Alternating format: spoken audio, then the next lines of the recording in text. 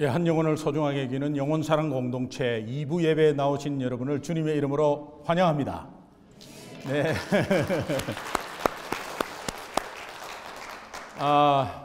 지난번에 비가 많이 와서 이 조명 공사가 아직까지 좀 덜 되고 있는데 조금 어두워서 죄송합니다. 그런데 잘난 얼굴 같으면 조명을 확 비출 텐데 그래도 이 조명이 커버해 주셔가지고 이게 제가 좀 이렇게 얼굴만 어슴푸리하게 이렇게 좀 나타나서 좋으시죠? 그래서 파운데이션을 좀 발랐습니다. 좀 잘 보이라고. 그런데 잘 보여요?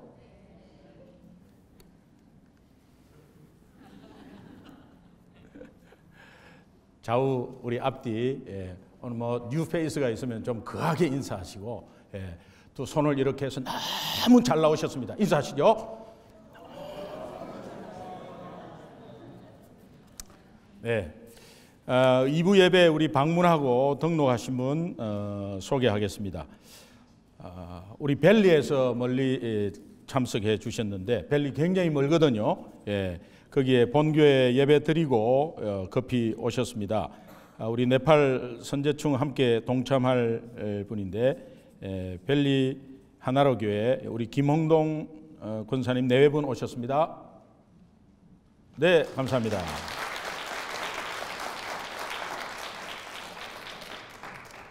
김흥동, 김기동, 동자 돌림의 제 사촌 형님이십니다. 네. 네, 우리 김평진 장로님 오셨습니다. 강평진 장로님, 죄송합니다. 강평진 장로님. 제가 강평진 장로님 이름을 아는데 김평진이라고 적어가지고 이 보니까는 제 아내 글씨 같네요. 조심하시기 바랍니다. 우리 같은 교회 벨리 하나로 교회 우리 윤성우 집사님 네 분 오셨습니다. 네, 감사합니다.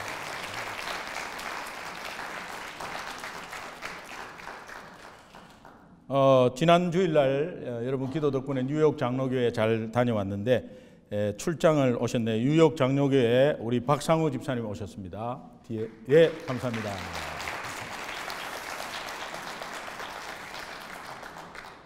우리 교회 한 두세 번 오셨는데 우리 이민호 집사님, 김보라 집사님 네 분 오늘 등록하셨습니다. 박수로 환영해 주시면 감사합니다.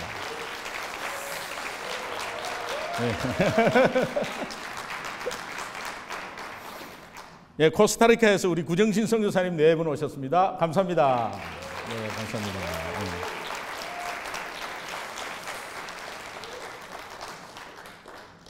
담임 목사 매주 강단에 올라올 때 그렇게 좀 거하게 해주시면 좋겠는데.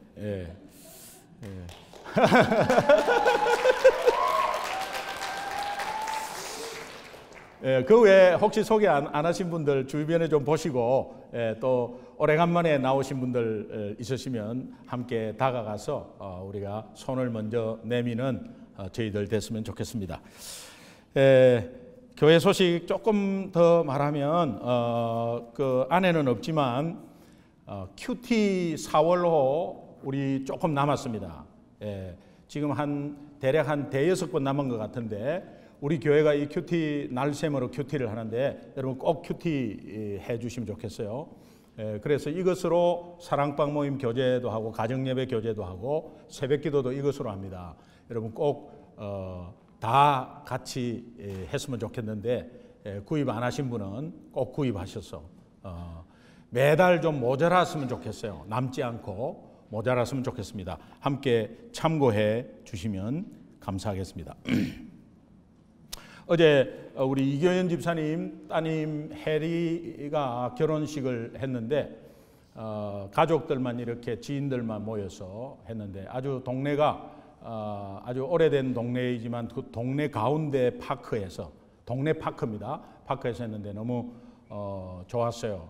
순진하고 또 정겹고 또 미국의 다른 이런 결혼식을 경험한 것 같습니다.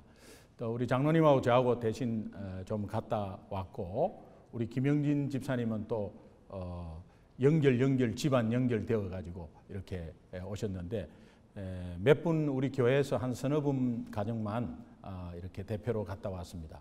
함께 축하해 주시고 또 오늘 떡을 준비하셨는데 그 떡이 정말 맛있더라고요.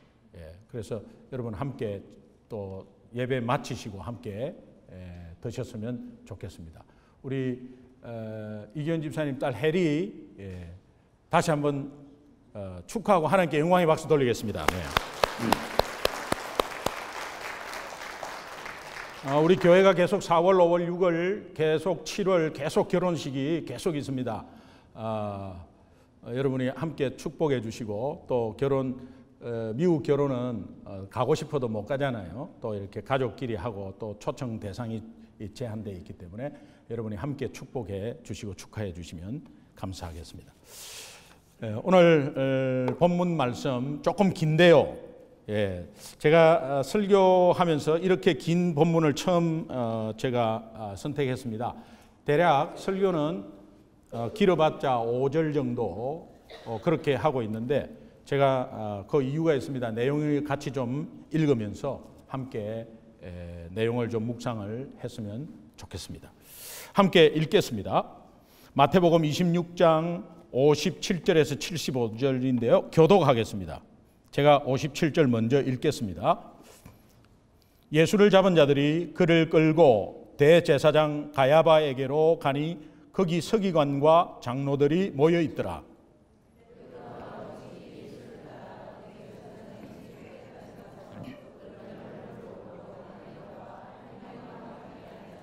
대제사장들과 온 공회가 예수를 죽이려고 그를 칠 거짓 증거를 찾으매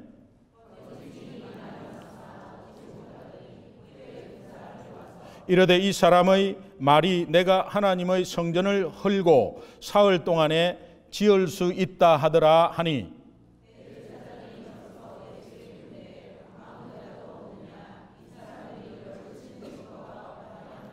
예수께서 침묵하시거늘 대제사장이 이르되 내가 너로 살아계신 하나님께 맹세하게 하노니 내가 하나님의 아들 그리스도인지 우리에게 말하라.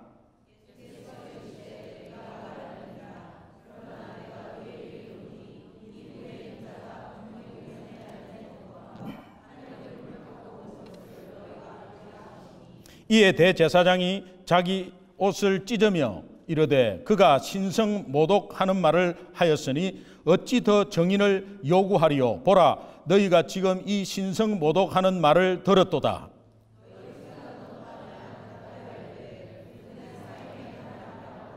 이에 예수의 얼굴에 침 뱉으며 주먹으로 치고 어떤 사람은 손바닥으로 때리며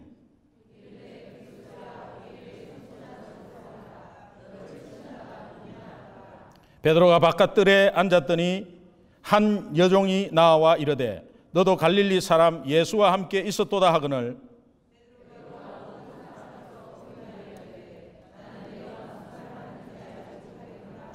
앞문까지 나아가니 다른 여종이 그를 보고 거기 있는 사람들에게 말하되 이 사람은 나사렛 예수와 함께 있었도다 하매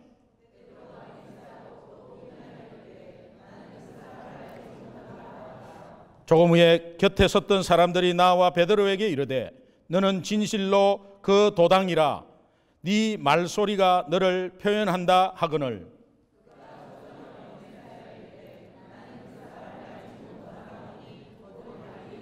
다 같이요. 이에 베드로가 예수의 말씀에 닭 울기 전에 네가 3번 나를 부인하리라 생각나서 밖에 나가서 심히 통곡하니라. 아멘. 아멘. 지지난주에 이어서 팬인가 제자인가 이 제목으로 우리 함께 다시 한번 리마인드 하도록 하겠습니다. 설교 말씀을 들으면 위로를 받고 힘을 받고 또 한 주간의 삶 가운데 이민 생활이 얼마나 어렵습니까? 또 힘든 상황 가운데 남에게 말도 할 수 없는 그런 내용들을 가지고 고민하다가 주일날 말씀을 듣고 힘을 얻고 다시 또 한 주간을 시작하게 되는데 매주일마다 그런 말씀이 선포되고 있고 또 예수 그리스도를 드러내려고 그 말씀 가운데 함께 묵상하고 있는데 어떤 면에서는 우리 말씀으로 도전받아서 그 도전이 다시 한번 우리 신앙을 기경하고 또 그 도전으로 해서 우리 신앙이 다시 한번 더 재정립하는 것이 아마도 문제 가운데 승리하는 지름길이 아니겠나. 이제 그런 마음으로 오늘도 팬인가 제자인가, 나는 예수님의 팬인가, 나는 예수님의 제자인가 라는 것을 스스로 질문하는 시간이 됐으면 좋겠습니다.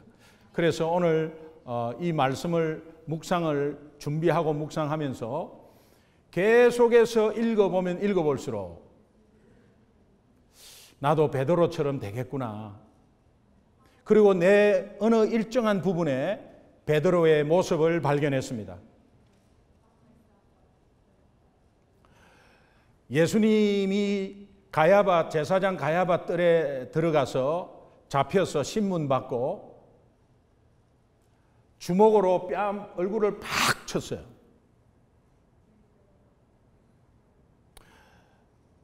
고대 신학자들은 예수님이 맞아서 부어서 얼굴을 볼 수가 없었다. 그러니까 한 대 착 때리고 이런 게 아니고 팍팍 때린 거죠. 그리고 침을 얼굴에 팩 뱉었어요. 그리고 손바닥으로 뺨으로 착 쳤어요. 그 능력만 많은 예수님의 능력은 다 어디 가고 저렇게 맞고만 계신가? 하나의 일말의 어떤 희망을 가지고 뜰 밖에서 예수님을 바라보던 베드로가 그냥 터지고 피 흘리고 있으니 두려워서 엄청난 두려움이 엄습하기 시작했어요. 그러면서 밖에 이렇게 보면서 이제 너도 그 도당이지? 아니에요. 내가 봤는데 아니에요. 너 말투 보니까는 맞는데 아니에요. 이것을 계속 읽으면서 목사인 저도 그런 면이 나한테 있는 것을 발견했어요. 예수님을 부인하는 것은 아닌데 내가 어려우면 사람 눈치 보고 있는 내 모습 있죠. 어려우면 성도 눈치 보면서 예수님 눈치 보고 하나님 눈치 봐야 되는데 성도님 눈치 보면서 있는 내 모습이 간혹 가다가 비치는 거 있죠. 무엇이 겁나는가? 무엇이 두려운가? 나는 예수님을 메시아로 천지 창조하신 하나님임을 진짜 믿고 있는 목사인가? 그렇다면 아무 염려 없어야 되고 교회에서 어떤 일이 일어나도 어떤 상황이 일어나도 우리 성도님이 어떤 상황이 있어도 담대하게 기도하고 평안을 얻어야 될 목사가 아닌가? 목사가 이렇다면 오늘 우리 성도님들의 삶은 어떤가? 제가 베드로의 이 모습을 보면서 세상은 말이에요. 세상은 우리가 배반이라는 말을 쓰죠. 세상은 자기 유익이 없으면 떠나버려요. 그거 왜 붙어 있습니까? 제 바로 위에 형님이 3살 차인데 그 바로 위에 형님의 바깥 사돈 어른이 경찰에서 총경 다음에가 경무관이에요. 그러니까 무궁화 표시가 4개 있으면 총경이라 하는데 경찰서장을 말해요. 경찰서장. 이렇다 할 가장 중요한 요소에 서울의 경찰서장을 하셨어요. 그리고 진급이 되어서 경무관을 하셨는데 그 경무관은 무궁화 5개인데 이 5개가 무궁화를 다시 그려서 큰 무궁화가 돼요. 이것은 군대로 말하면 원스타보다 훨씬 더 높아요. 왜냐하면 군대는 별 4개가 많아요. 그런데 이 큰 무궁화 4개가 치안 총감이란 말이에요. 한 분밖에 없어요. 그리고 15개, 무궁화 15개, 큰 무궁화 3개는 한 분밖에 없어요. 그리고 경무관 다음에 치안감 이렇게 나가는데 그 경무관을 달고 일사천리로 진급하다가 스트로크가 왔어요. 스트로크가 와서 이제 오랫동안 자리를 비울 수 없고 그렇게 하면서 이제 서서히 은퇴하는 것으로 이렇게 가기 시작했어요. 한참 잘 나갈 때. 그 최고의 요지의 경찰서장 할 때, 경무관 할 때, 이럴 때 가져오지 말아도 집 앞에 선물이 산더미 같이 쌓여요. 놓고 가버리는 거예요. 돌려주라고 계속 돌려주기도 바쁘고 그런 가운데서 뭐 그냥 놓고 가버리는 거예요. 기업체 그룹에서 오죠. 뭐 다른 데서 오죠. 뭐 어디 계속 하여튼 와가지고 그 다음에 경찰 관계자들 뭐 좀 이렇게 줄 좀 잡으려고 막 오고 그러죠. 그래서 스트로크가 와서 한 1년 반 지나니까요. 한 사람도 안 와요. 이것은 정상입니다. 정상이에요. 나왔다 안 나왔다 그러는데. 네. 이것은 정상이에요. 정상인데 됐습니다.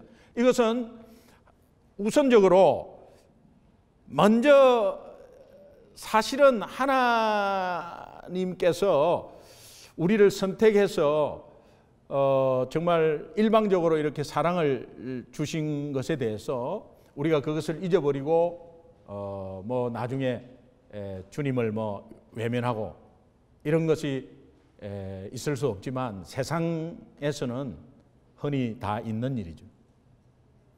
그것을 섭섭해 여기고 뭐 그렇게 하면 뭐 세상 원리니까. 그런데 이제 어느 대형 목사님이 사랑을 많이 베풀고 또 이렇게 목회도 잘 하셨다가 그분이 스트로크가 왔어요. 스트로크가 와가지고 결국은 은퇴하는 수순을 밟은 거죠. 한참이신데. 근데 선교사님이 많이 찾아오고 목사님들도 많이 찾아오고 막 그러다가 이분도 은퇴 딱 하니까 찾아오는 사람이 한 사람도 없었어요. 왜 그렇겠어요? 아픈 사람한테 가봐야 뭐 나오는 게 있습니까? 세상은 내 유익이 아니면은 그것은 뭐 그게 잘못됐다는 게 아니에요. 그건 진실이죠. 팩트죠. 세상은 내 유익이 아니면 떠나버려요. 근데 우리가 예수님에게 이렇게 하면 되겠나? 그러면 만약에 예수님에게 그렇게 한다면 예수님을 모르는 것이지. 여러분, 내가 내 현실에서 엄청나게 물질로 있는 그런 물질의 유익이 많은 시간과 예배 시간이 겹쳤다. 어떻게 하겠어요? 그거 놓치면 그 돈이 날아가요. 예배를 드리면 그 돈이 날아가 버려요. 그러나 예배는 다음 주에 있잖아요. 그래서 예배를 좀 뒤로 하고 그것으로 간다고 했을 때 그것을 정죄하려고 하는 게 아니에요. 예수님을 모르면 그런 상황이 벌어져요.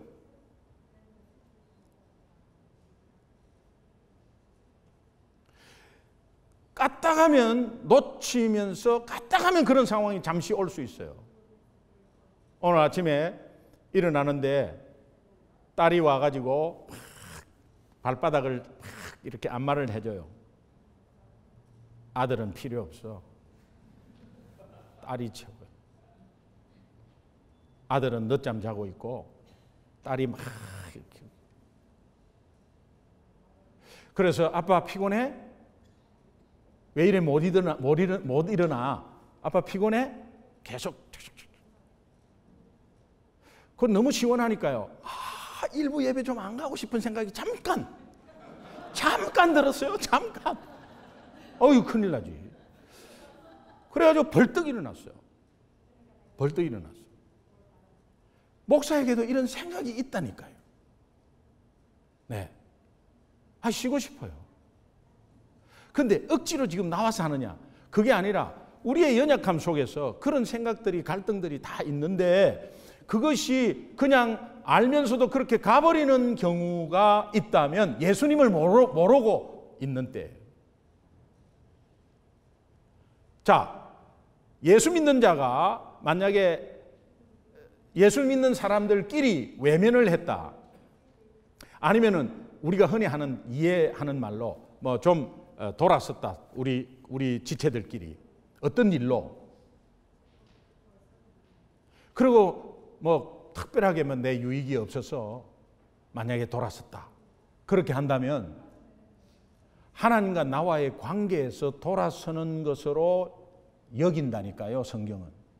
왜? 보이지 않는 수직적인 관계와 보이는 수평적인 관계가 동격이라고 하거든요. 예수님 이 땅에 살아 계실 때 제자들과 함께 있을 때는 눈으로 제자들이 보았어요. 그런데 예수님이 우리에게 성령을 주시고 오늘 예수님의 영으로 보이지 않습니다. 그런 가운데서 우리는 예수 믿는 사람으로서 사람들과의 관계 속에서 관계가 만약에 틀어졌다면 그 틀어진 관계를 나는 수직적인 관계로 생각을 하면서 하나님의 십자가의 사랑을 묵상하는 계기가 돼야지 그것으로 그냥 그대로 방치해버리면 예수님을 모르는 사람으로 계속해서 가는 거죠. 그래서 우리는 예수 믿는다고 하지만 오늘 이 베드로와 같은 모습들이 우리 속에 있는데 이것을 하나님께서 말씀으로 도전을 주시는 거예요. 예수님의 제자들은 예수님을 잘 몰랐어요. 그런데 그들이 3년 4개월, 정확하게 3년 4개월 동안 예수님과 함께 동고동락하면서 같이 있었습니다만 예수님을 잘 몰랐어요. 예수님이 제자들에게 나는 십자가에 죽는다 그렇게 말할 때 제자들은 이구동성으로 죽지 않습니다. 믿음으로 선포한 것입니까? 아닙니다. 죽으면 큰일 나요. 죽으면 나는 한 자리 못 하잖아요. 예수님을 정치적인 메시아로 보고 이 나라 로마를 물리치고 이스라엘을 건립하고 왕으로 세우면 그분들이 분명히 제자들에게는 장관 자리를 하나를 다 줄 거단 말이에요. 그러면 거기에 기득권이 오고 권력이 오고 하는 가운데서 그냥 그런 모습으로만 계속 생각했어요. 오늘 우리 예수 믿는 모든 성도들이 간혹 가다가 예수님 때문에 덕을 좀 보고 예수님으로 이름으로 기도하면 뭔가 더 취하고 라는 것으로 생각한다면 예수님을 잘 모르는 거죠.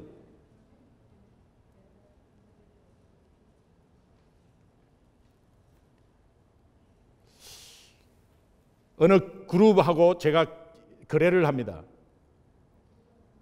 그러면 그 그룹에서 회장님이 잘 되셔야 됩니다.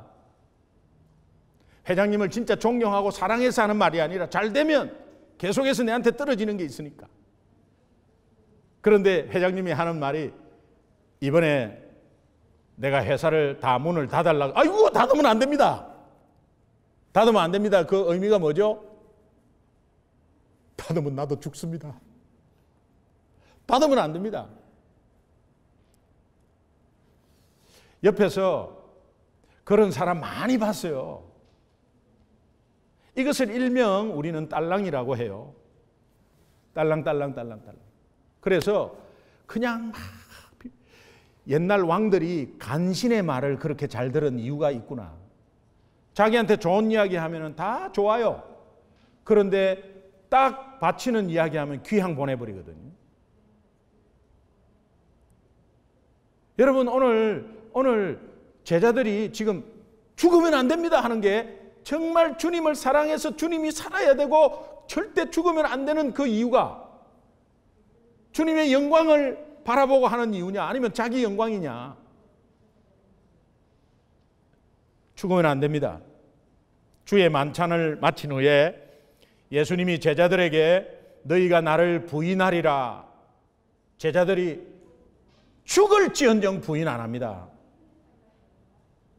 좋은 이야기를 계속 하는 거죠. 죽을지언정. 그 당시는 정말 그런 마음이 있었어. 죽을지언정 부인 안 합니다. 부인하면은 그냥 잘리는데 왜 부인을 해요?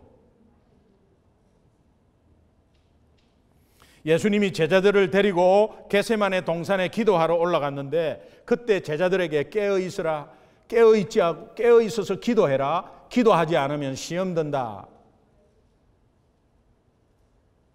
여러분, 오늘 이 말씀이, 이 본문의 말씀이 베드로가 들었던 닭 울음 소리가 됐으면 좋겠어요. 여러분, 지난 한 주간에 깨어서 기도했나요? 그렇지 않으면 시험 든다.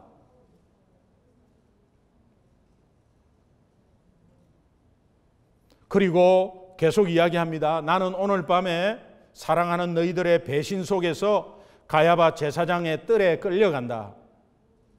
그리고 거기서 무진장 매를 맞고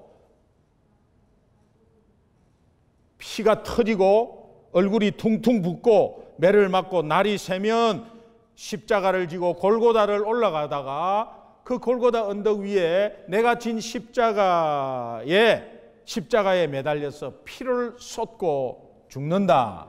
그렇게 말했어요. 그렇게 말할 때 제자들의 모습은 그게 무슨 말입니까? 이렇게 하지도 않았어요. 이제는 죽는다 하니까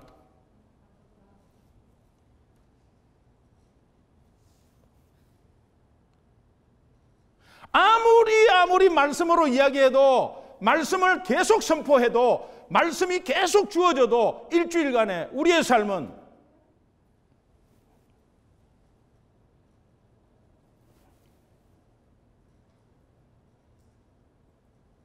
저도 그런 적이 있어요.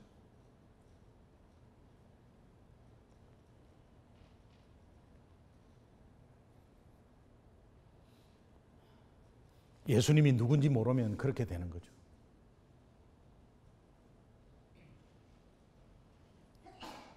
그때까지 제자들은 그저 예수님의 팬이어서 팬.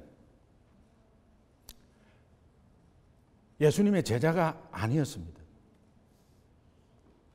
기도 없이 영적으로 한 주간을 살아갔을 때 그것은 졸았다고 표현합니다. 그러면 시험 들 일이 너무 많고 여러분들을 넘어뜨릴 상황들과 여건은 너무 많아요.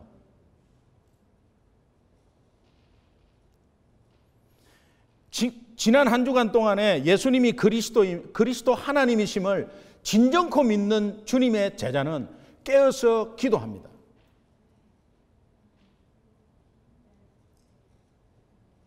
만약에 여러분이 한 주간 동안에 깨어서 예수님의 제자로서 기도하셨다면 오늘 이 말씀을 듣고 하나님께 감사하시고, 만약에 그렇지 못했다면 닭 울음 소리를 들려서 여러분이 변화되는 시간이 됐으면 좋겠습니다. 마가복음 8장 22절에서 마가복음 10장 52절의 내용은 갈릴리 사역을 이제 다 마치고 예수님이 이제 마지막으로 예루살렘을 향하는 마지막 여정 이야기를 담고 있습니다. 이제는 마지막이에요. 3년 동안 6월절마다 예루살렘에 갔다가 갈릴리로 내려오고 갔다가 내려오고 이렇게 했는데 이제는 갈릴리에 내려올 일도 없고, 왜? 이제는 가면은 죽으니까요. 그래서 마지막 예루살렘을 가는 그 여정이 마가복음 8장 22절부터 마가복음 10장 52절까지의 여정 이야기가 있는데, 거기에 첫 번째 사건이 벳세다 맹인 치유 사건이에요. 그 다음에 그 여정 이야기의 맨 마지막 사건이 소경 바디메오의 치유 이야기예요. 시작하는 예루살렘으로 가는 시작의 첫 스타트의 이야기가 맹인 치유 사건이, 마지막 이제는 그 사건이 없습니다. 이제는 예루살렘에 들어가면 이제는 제자들과는 사건이 없어요. 다 떨어지고 잡혀가고 하니까 마지막 사건이 바디메오 눈뜬 치유 사건이, 하나님이 마지막으로 가는 이 마지막에 왜 맹인 치유 사건, 그것은 오늘 우리로 하여금 예수님이 그리스도 하나님임을 보기를 원합니다. 영적으로 잠자고 있고 영적으로 깨닫지 못하는 우리에게 하나님이 영안이 열려서 제발 이제는 더 이상 말할 수도 없어. 이제는 마지막이야. 내가 마지막이니 이 사건을 통해서 깨달아라. 첫 번째도 치유, 맹인 눈 뜨는 사건, 마지막도 눈 뜨는 사건. 눈 좀 떠라. 그 말이에요.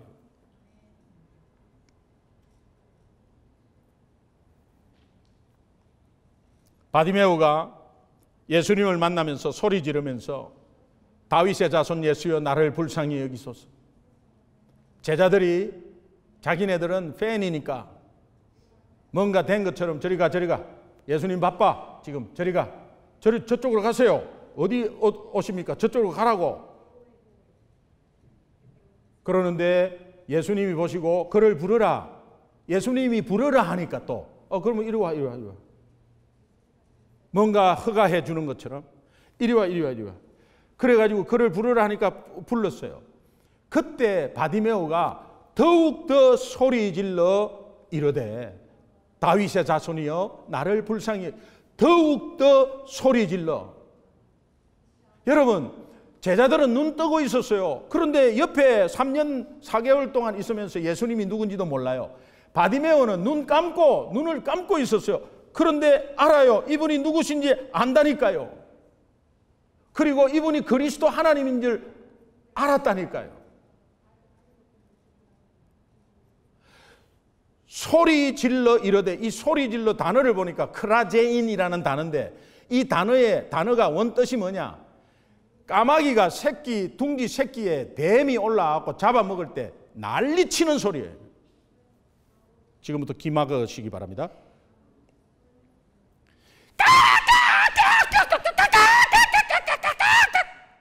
이렇게 예수님을 소리 질러 부른 거예요. 얼마나 절갑하면 하면서. 여러분 주님 앞에 이런 소리 지름이 있어야 돼. 그렇다고 실제로 막 감 지르고 막 이렇게 하지 말고 간절하게 절박함이 있어야 된다. 그것이 예수님의 제자예요. 주님 만날 때마다, 주님 대할 때마다, 성경 큐티 할 때마다, 예배 때마다 간절한 마음으로 나오고 계시나요? 주님의 제자들이에요. 오늘도 뭐 어떻게 하는가 좀 보자. 이런 예배의 태도인가요? 아니죠? 그런데 간절하게 다윗의 자손 예수여 나를 불쌍히 여기소서. 이 다윗의 자손이라는 이 의미가 유대인들은 다 알아요. 왜? 사무엘하 7장에 보면은 이 다윗의 자손에서 이스라엘 왕이 날 것이고 그 왕이 이스라엘을 통치할 것이다. 또 에스겔서 37절에 보면은 한 목자가 나타나는데 그 목자가 나라를 세우고 그 나라를 영원히 다스리며 그 목자가 그 나라의 위를 영원히 차지하리라. 메시아에 대해서 말해주는 거거든요. 이 바디메오가 그거를 알았어요. 그리고 불쌍히 여기소서. 오직 하나님만이 인간을 불쌍히 여기지 인간이 인간을 불쌍히 여길 수가 없어요. 우리가 같은 인간으로서 내가 너를 불쌍히 여긴다. 교만한 표현이죠. 그런데 오늘 우리는 영혼을 바라보며 불쌍히 여기는 것은 하나님이 불쌍히 여김을 받아가지고 그 사랑으로 저 영혼을 바라볼 때 우리는 저 영혼이 불쌍하다고 표현할 수 있습니다. 하나님의 사랑으로 표현할 수 있습니다. 그런데 그 당시는 나를 불쌍히 여기소서 하는 것은 하나님한테만 하는 표현이에요. 이분이 그 표현을 쓴 거예요. 육신적인 눈이 감겼는데 영안이 떠진 거죠. 옆에 제자들은 눈을 떠 있었습니다. 오늘 우리는 어떻습니까? 육신의 눈이 다 떠져 있어요. 그러면 영안도 함께 떠서 예수님이 그리스도 하나님이시고 그 하나님이 천지 만물을 지으시고 이 땅에 우리가 절대로 해결하지 못하는 죄 문제, 허무 문제, 죽음 문제를 완전히 해결하신 분이라고 믿으신다면 우리가 왜 걱정을 하느냐 말이죠. 왜 염려를 하느냐 말이죠. 내 삶을 끝까지 책임지시는 주님을 바라보면 평안이 오고 감사가 와야 되는데 왜 염려가 오느냐.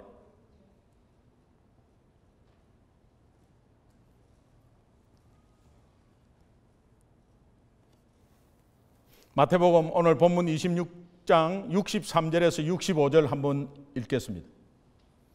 같이 한번 읽습니다. 시작.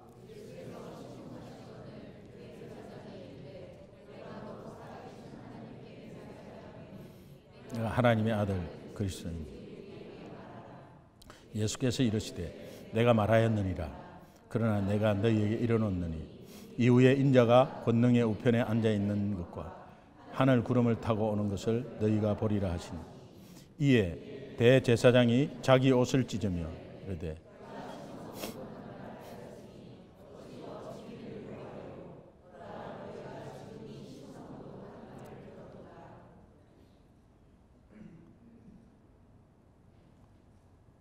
네가 하나님의 아들 그리스도냐? 내가 그리스도다. 마가복음 14장 61절 62절 보면 대제사장이 1대1로 묻습니다. 네가 진짜 그리스도냐? 예수님이 대답합니다. 내가 그리스도다. 그리스도이면 그분은 살아계신 하나님입니다. 그러나 그리스도가 아니면 그분은 사기꾼입니다.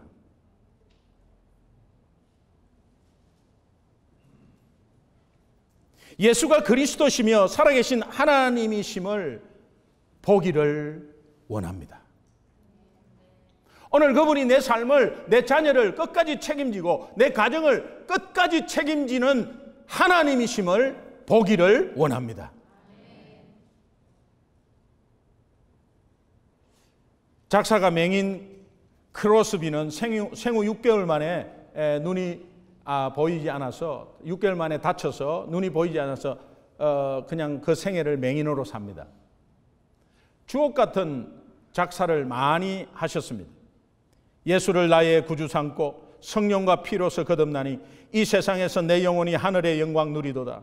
3절에 보면 주 안에 기쁨 누림으로 마음의 풍랑이 잔잔하니 세상과 나는 간 곳 없고 구속한 주만 보이도다. 나의 생명 되신 주 주님 앞에 나아갑니다. 주의 흘린 보혈로 정케하사 받아주소서. 나의 갈 길 다가도록 예수 인도하시니 내 주 안에 있는 긍휼 어찌 의심하리요. 믿음으로 사는 자는 하늘 위로 받겠네. 무슨 일을 만나든지 만사형통하리라. 오 놀라운 구세주 예수 내 주 참 능력의 주시로다. 어떻게 이렇게 다 이야기하죠? 큰 바위 및 안전한 그것으로 내 영혼을 숨기시네. 메마른 땅을 종일 걸어가도 나 피곤치 아니하며 저 위험한 곳 내가 이럴 때면 큰 바위에 숨기시고 두 손으로 덮이시네. 나의 영원하신 기업 생명보다 귀하다. 나의 갈 길 다가도록 나와 동행하소서. 주께로 가까이 주께로 가오니 나의 갈 길 다가도록 나와 동행하소서. 주의 음성을 내가 들으니 사랑하는 말일세. 3절에 주의 보좌로 나아갈 때에 어찌 기쁠까. 주의 얼굴을 항상 배우니 더욱 친근합니다.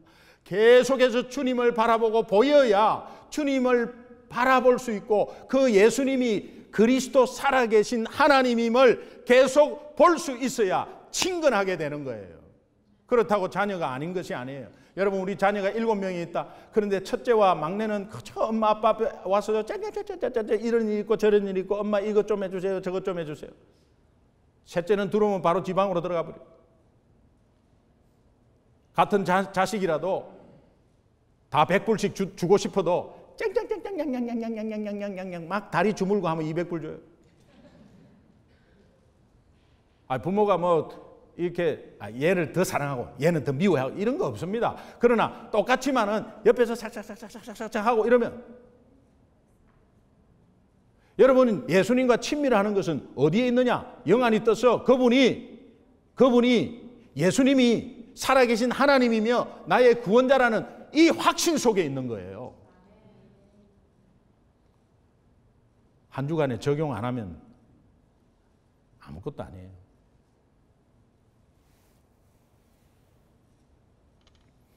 예수님은 자신에게 닥칠 십자가 사건을 놓고 그 자리를 피할 수도 있었어요. 그러나 어렵고 힘든 이 고난의 길이었지만 그 길을 가야 했고, 왜? 저와 여러분을 죄와 사망으로부터 구원하기 위해서 그 길을 가야 했습니다. 그분이 이 땅에 오신 목적을 이루기 위해서 그 길을 가야 했습니다. 절대 능력 있는 분이 그 능력 다 포기하고 우리를 위해서 자기 육체를 십자가에 던졌습니다. 우리는 어려울 때 이것을 볼 수 있어야 합니다. 너무 힘들고 어렵고 힘든 가운데 주님 이것 좀 해주시고 이거 해결해 주세요 하는 것보다 어려울 때 이 주님의 십자가를 보면, 주님의 십자가와 비교하면 내가 현재 지금 당하는 어려움은 너무너무도 사치스러운 거예요. 그러나 그 고난이 내가 주님 믿으면서 이것이 내 고난입니다, 주님 안에서의 고난입니다 라고 그 고난을 안아버리면 부활의 영광이 보이기 시작하는 거예요. 여러분, 고난 때문에 신앙이 자랐지 돈 많이 벌고 어디 놀러 자주 갈 때 신앙이 자랐어요?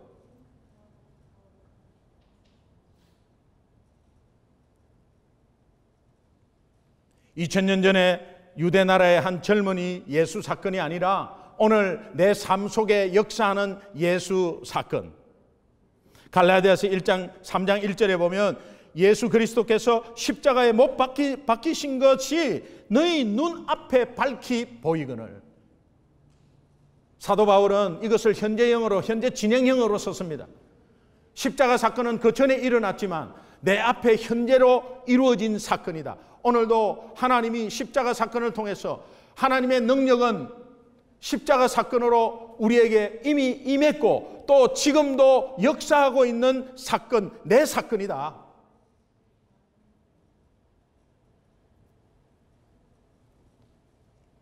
이 십자가 사건을 통해서 하나님의 메시지는 강력해요. 내가 너 대신에 죽어줄게. 내가 너 대신에 죽어줄게. 너는 절대로 지옥에 가면 안 돼. 하나님이 간절한 마음으로 이 십자가 사건을 통해서 우리에게 계속해서 메시지를 알려줍니다. 내가 대신 저주받으마. 내가 대신 고통 다 받을게. 너는 병들면 안 돼. 너는 저주받으면 안 돼. 너는 지옥 가면 안 돼. 그러니 내가 다 받을게 라고 하면서 십자가에서 그 사건을 우리에게 주시면서 말씀하신 것 아니에요. 이 사랑 앞에 내 고난 때문에 불평하는 자가 웬 말입니까? 이 사랑을 어떻게 감당하겠어요, 우리가 이 사랑 앞에 감사해서 봉사하는 것조차도 초라하지 않습니까? 이 사랑에 비하면.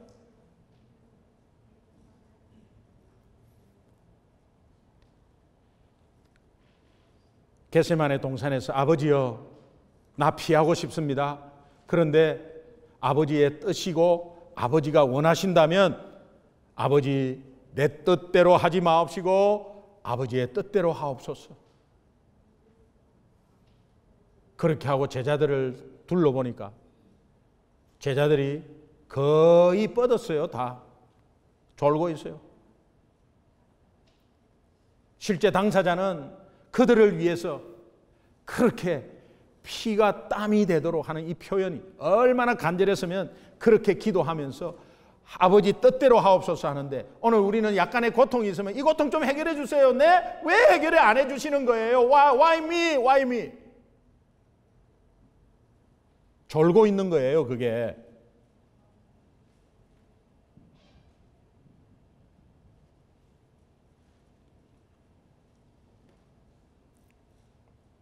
오늘 우리는 주님의 애타는 마음을 조금이라도 좀 알아야 합니다. 이 마음을 공유할 때에 팬이 되지 않고 제자가 될 수 있어요. 주님이 우리를 향해서 애타게 하는 그 애탐, 이 주님의 마음을 공유할 때 우리가 사랑 나눔 축제라는 것을 감당할 수가 있습니다. 사랑 나눔 축제 2주 남았습니다. 간절히 주님 불신자를 주변에 찾고 우리 사랑방들 연약하지만 우리 모여서 여기에서 연합해서 한 사람이라도 살립시다. 주님은 오늘 우리를 위해서 막 살리고 막 그냥 우리한테 막 애타게 하고 있는데 그 사랑을 받은 우리가 같이 주님만큼은 못하지만 우리 교회적으로 하는 거 이거 같이 합시다. 이런 사랑방이 이 땅에 필요합니다. 각자 내 삶에 바빠가지고 교회는 막 앞으로 가고 있는데 뭐 그냥 지나가면서 이렇게 보고 있고 이런 상황에 있는 것 같으면 내 스스로 팬인가 제자인가 한번 여러분 우리 교회는 불신자에게 복음 전하고 그 복음 전하는 게 내 어려움을 이긴다니까요. 내 어려움부터 해결해 주세요. 목사님 지금 이런 어려움인데 자꾸 그런 소리 하지 마시고 내 구석구석을 살펴봐 주세요. 성령께서 살펴봐 주시고 계세요. 무엇을 먹을까 무엇을 마실까를 다 알고 계세요. 주님께서 오늘 우리도 다시 한번 하나님의 사랑을 다시 깨달아서 십자가를 바라볼 수만 있다면 오늘 그 십자가에서 원하시는 주님의 목적이 무엇인가를 잘 알면 오늘 연약한 부분 우리의 문제 우리의 고민하는 문제까지도 다 해결받고 인도받을 수가 있다는 거예요. 할렐루야. 이사야서 53장 5절 6절 한번 같이 읽겠습니다. 같이 읽습니다. 시작. 그가 찔림은 우리의 허물을 인하며 그가 상함은 우리의 죄악을 인함이라. 그가 징계를 받음으로 우리가 평화를 누리고 그가 채찍에 맞음으로 나음을 입었도다. 우리는 다 양 같아서 걸어 행하여 각기 제 길로 갔거늘 여호와께서는 우리 무리의 죄악을 그에게 담당시키셨도다. 너는 징계받지 마라. 너는 저주받지 마라. 너는 병들지 마라. 너는 지옥 가면 안 된다. 주님이 이 땅에 오신 목적이 무엇인가를 잘 알고 오늘 그 사랑 때문에 그 십자가 때문에 오늘 구원받아서 오늘 예배를 드리고 있는 우리라면 다시 한번 그 십자가 앞에 우리가 서보고 그 십자가의 메시지를 다시 한번 우리 마음으로 받을 때 그것이 베드로가 들은 닭 우는 소리로 들었으면 좋겠다는 거예요.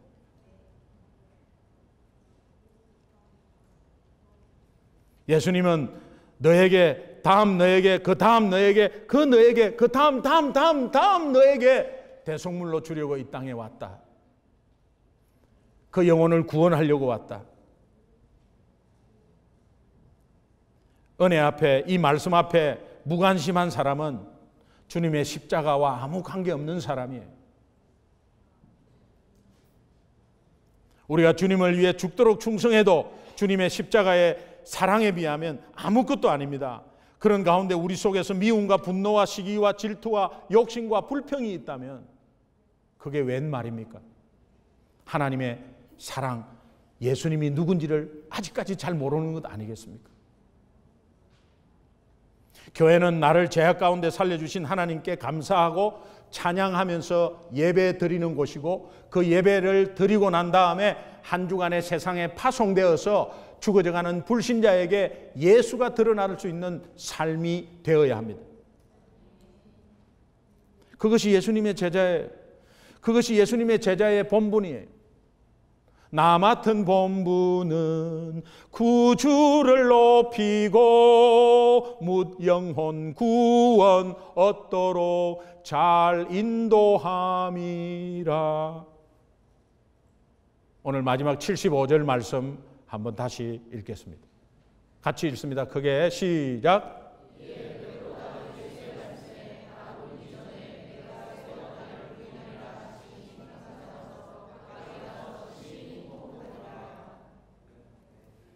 내가 지금까지 제자로 살았다면 다시 감사하시고 또 만약에 팬으로 살았다면 베드로처럼 오늘 이 말씀이 닭이 우는 소리로 들려져서 제자로 거듭나고 변화되는 여러분 되시기를 주님의 이름으로 축원합니다. 우리 함께 기도하겠습니다. 하나님, 오늘 이 음성 듣고 한 주간의 삶을 돌이켜보면